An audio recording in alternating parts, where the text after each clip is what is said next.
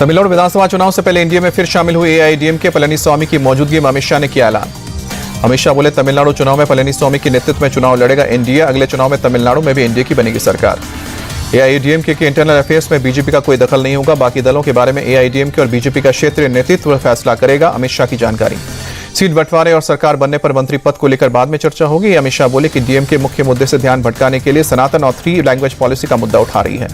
एआईएडीएमके के एनडीए में शामिल होने पर पीएम मोदी ने जताई खुशी, कहा कि तमिलनाडु की प्रगति के लिए एकजुट होकर काम करना होगा। एआईएडीएमके के एनडीए में शामिल होने पर बोले डीएमके नेता टीकेएस एलंगोवन, हमें पता था कि यही होगा। पलनीस्वामी डर की वजह से बीजेपी के सामने झुके। टीकेएस एलंगन ने फिर जीत की भरी हुंकार, कहा कि पिछले चुनाव में भी ये लोग साथ थे लेकिन हमारी जीत हुई। नयनार नागेंद्रन का तमिलनाडु बीजेपी चीफ बनना तय, उनके अलावा किसी ने और ने आवेदन नहीं किया। आज आधिकारिक रूप से घोषणा की जाएगी।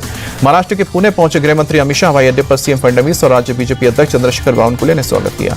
पटना के गांधी मैदान में हुई जन स्वराज की रैली में प्रशांत किशोर का हल्ला बोल, कहा कि सरकार चाहे जितनी भी कोशिश कर ले, बिहार के बदलाव की आंधी रोक नहीं पाएगी।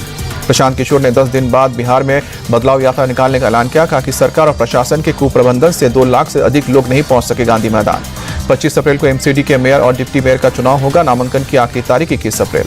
आयुष्मान भारत योजना को लेकर दिल्ली आप प्रमुख सौरभ भारद्वाज का केंद्र सरकार पर हमला, कहा कि ये एक घोटाला है, इसे गरीब लोगों को बेवकूफ बनाने के लिए लाया गया।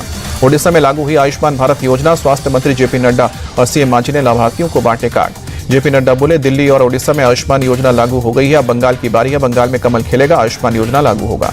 कर्नाटक सरकार ने अगले गुरुवार को कैबिनेट की बैठक बुलाई, कास्ट सेंसस को लेकर चर्चा। पंजाब कांग्रेस के नेता सुखजिंदर सिंह रंधावा बोले, पंजाब के सीएम दिल्ली के इशारों पर चल रहे हैं, ये मिलकर पंजाब की शांति भंग करना चाहते हैं।